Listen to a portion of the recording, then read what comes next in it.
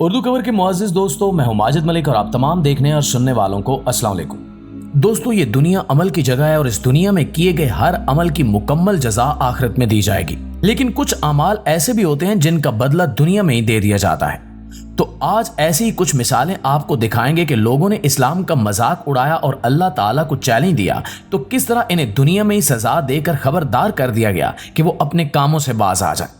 دوستو، یہ سزا بھی انسان کے لیے وارننگ ہوتی ہے کہ وہ سنبھل جائے اور اپنی سرکشی چھوڑ دے۔ جو سمجھدار ہوتے ہیں وہ یہ نشانیاں اور سزا دیکھ کر سدھر جاتے ہیں، لیکن جو ان نشانیوں کو دیکھنے کے باوجود اپنا رویہ درست نہ کرے تو یقیناً گمراہ ہے۔ دوستو، ایک لڑکی نے سفر کے دوران اللہ تعالیٰ کو چیلنج کیا۔ اس نے یہ کہا کہ کوئی خدا نہیں ہے اور اگر کوئی خدا ہے تو مجھے اپنے ہونے کی نشانی دکھائے، میں یقین کر لوں گی کہ خدا موجود ہے۔ یہ لڑکی سفر کرتے ہوئے گاڑی کی کھڑکی سے باہر آسمان کی طرف دیکھتے ہوئے یہ بات کہہ رہی تھی اور ساتھ ساتھ اپنی ویڈیو بھی بنا رہی تھی۔ اس نے ابھی تک یہ بات کہی تھی کہ آسمان پر تیز بجلی چمکنے لگی، جس نے اس لڑکی کو بہت زیادہ خوف زدہ اور حیران کر دیا، اور یہ سارا منظر اس کے اپنے ہی کیمرے میں ریکارڈ ہو گیا۔ وہ منظر دیکھ کر اس لڑکی کی آنکھیں پھٹی رہ گئیں۔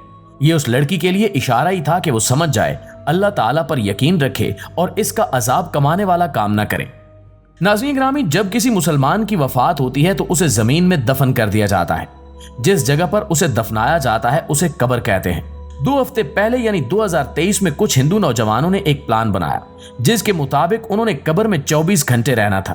انہوں نے قبر کھودی اور اس میں پائپ کے ذریعے ہوا، فون چارجر اور پنکھے کا انتظام بھی کر لیا اور وہاں روشنی کے لیے ایک بلب بھی لگا لیا۔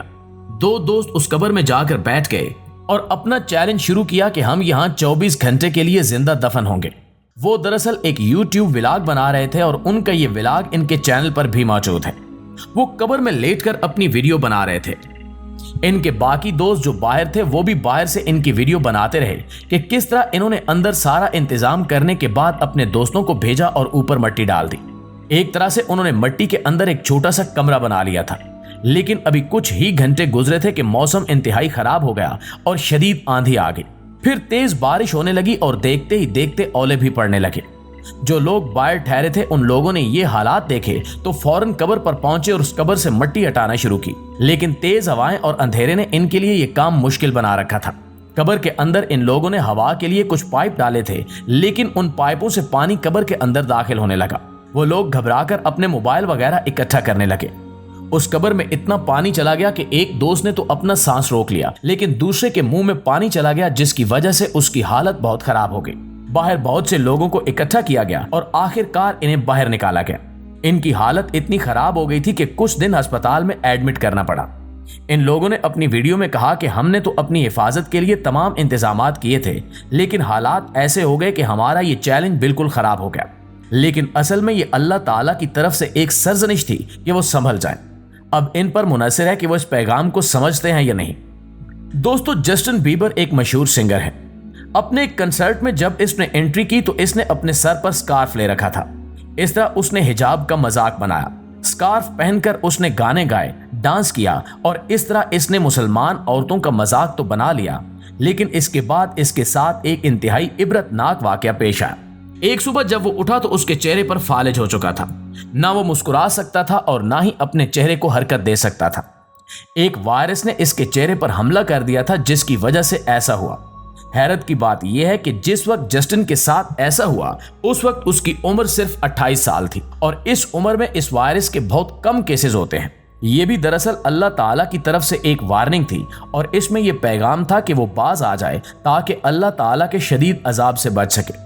دوستو، ایک شخص ٹرپل ایکس ٹیکسٹین کے نام سے جانا جاتا تھا۔ وہ ایک مشہور امریکی سنگر تھا۔ یوٹیوب پر اس کے تقریباً 40 ملین سبسکرائبرز تھے، لیکن 2017 میں اس نے اپنے ایک انٹرویو کے دوران ایک بہت بڑی بات کہی۔ اس نے کہا کہ 1 سال بعد لوگ میری عبادت کریں گے، یعنی اس نے اپنے آپ کو خدا کا درجہ دے دیا۔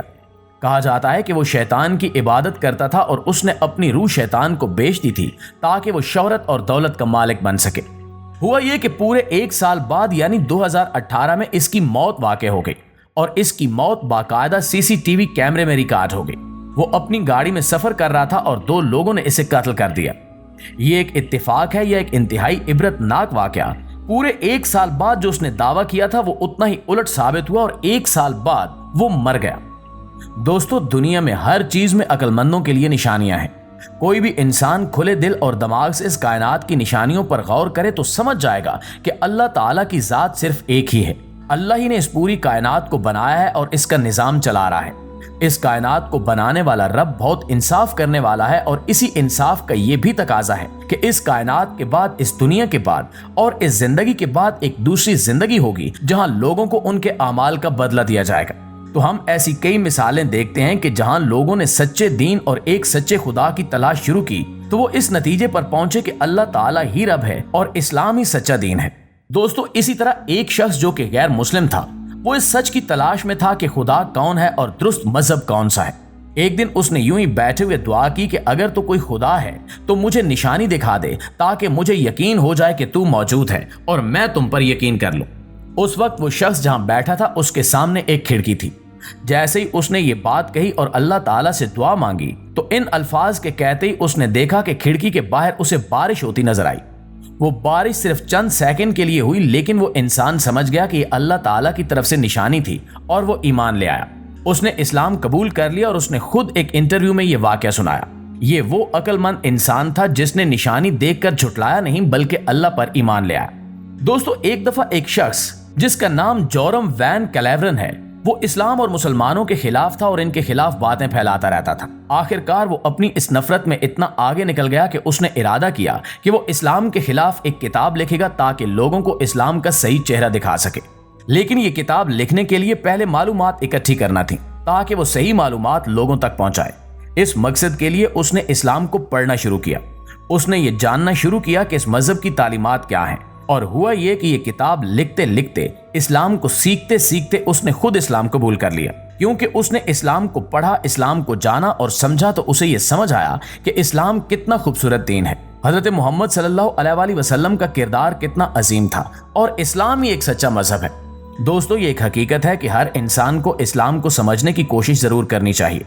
दुनिया में कई ऐसे लोग मौजूद हैं जो इस्लाम और मुसलमानों के खिलाफ नफरत फैलाते रहते हैं, लेकिन अगर वो इस्लाम को तफसील से पढ़ें और इसको समझें तो इन्हें यकीन आ जाएगा कि इस्लाम ही असल मजहब है जो अल्लाह ताला की तरफ से तमाम इंसानों के लिए पसंद किया गया है। यही वो हिदायत है जो लोगों को कामयाबी की तरफ लेकर जा सकती है। इंसान जब एक अल्लाह की इबादत करता है तो दूसरे माबूदों की गुलामी से आजाद हो जाता है। वो लोगों के खौफ से और बुतों के आगे झुकने की जलालत से खुद को महफूज कर लेता है और एक खुदा के आगे झुकता है जो सबसे ज्यादा ताकतवर और पूरी दुनिया का मालिक है। और वो रब ही तो है जो लोगों से बहुत मोहब्बत करता है और जब कोई इससे सवाल करता है तो इसकी पुकार का जवाब भी देता है। सिर्फ इस्लाम ही वो मजहब है जो इंसान को एक बुलंद मकाम देता है और अपनी पहचान कराता है।